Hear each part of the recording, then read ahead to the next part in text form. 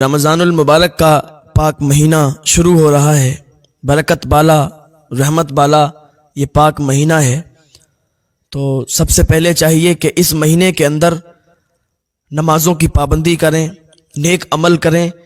اللہ نے ہم پر بڑا فضل فرمایا کہ یہ پاک مہینہ پھر سے ہمیں نصیب ہوا۔ اللہ پاک کی بارگاہ میں دعا ہے اللہ ہمیں نیک عمل کی توفیق عطا فرمائے۔ جن لوگوں کو یہ مہینہ نصیب ہوا ہے اللہ کی بارگاہ میں شکر ادا کریں کہ مولا تیرا شکر ہے کہ تو نے پھر یہ پاک مہینہ ہمیں نصیب فرمایا۔ اور ہم اللہ کا جتنا شکر ادا کریں کم ہے، ہم اس کا شکریہ ادا نہیں کر سکتے، لیکن ہر وقت ہم اللہ کا شکر ادا کرتے رہیں، اسی میں ہماری بھلائی ہے۔ ہم اللہ کا شکر ادا کریں گے تو اللہ ہم سے راضی ہوگا، اور اللہ کا شکر اگر ادا نہیں کریں گے تو اللہ ناراض ہوگا، کیونکہ اللہ ہمیں کھلاتا ہے پلاتا ہے۔ اللہ نے ہمیں اچھی اچھی غذائیں دی ہیں۔ اب رمضان شریف کا مہینہ، اس میں تو رزق اور بڑھا دیا جاتا ہے۔ رمضان شریف کے مہینے میں کتنی برکت ہوتی ہے۔ جو انسان کبھی اچھا نہیں کھا سکتا ہے وہ بھی اس مہینے میں اچھا کھاتا ہے۔ آپ دیکھیں افطاری کے ٹائم ایک سی ایک چیز مہیا ہوتی ہے، ایک سی ایک چیز موجود ہوتی ہے۔ اللہ تعالیٰ اس میں بہت برکت فرماتا ہے، ثواب کو 70 گنا زیادہ کر دیتا ہے۔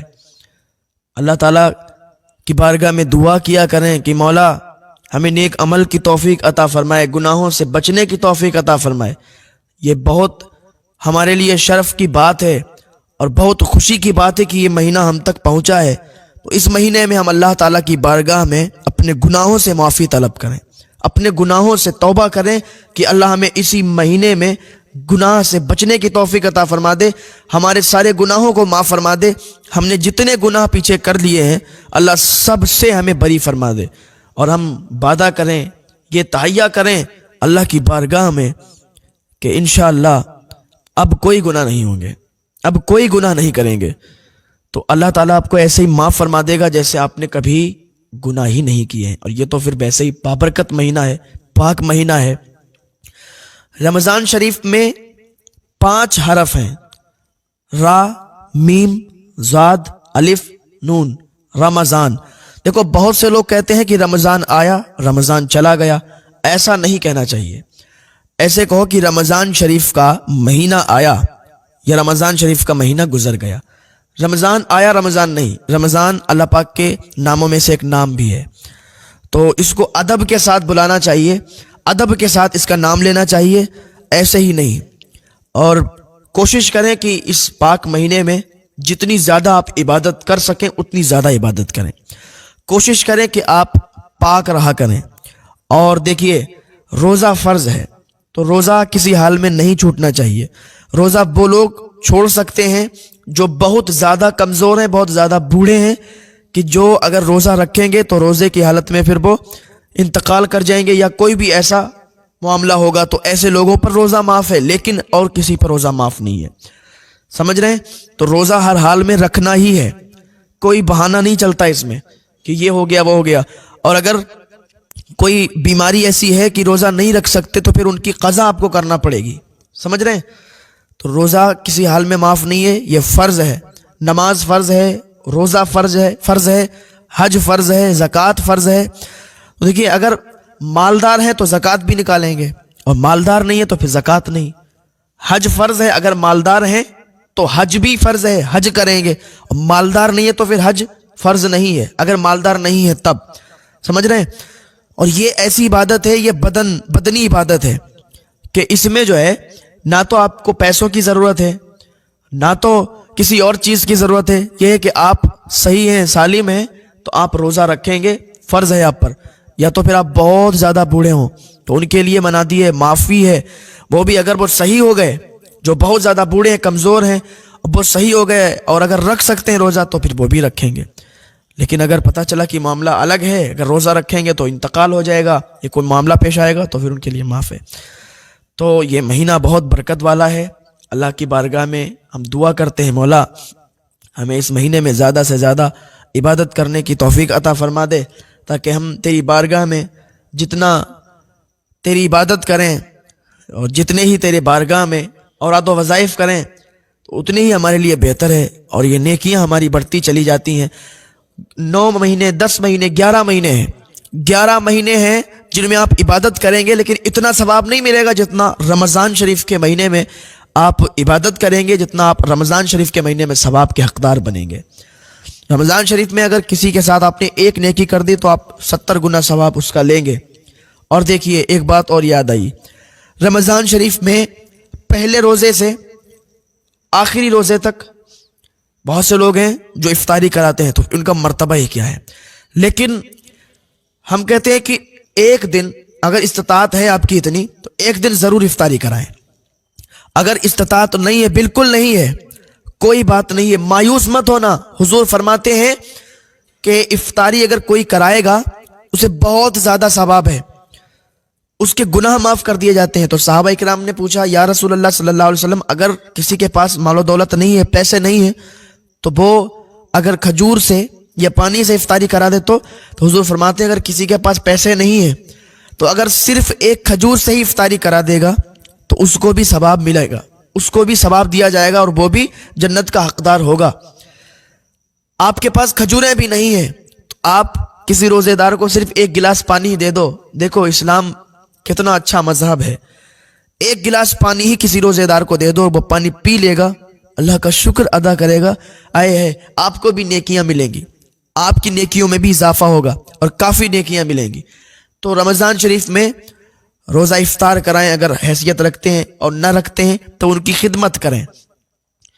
کوئی افطاری کروا رہا ہے تو اس میں ہاتھ بٹائیں اور روزے دار کی خدمت کریں۔ جتنی روزے دار کی آپ خدمت کریں گے اتنا زیادہ آپ ثواب کے حقدار بنیں گے۔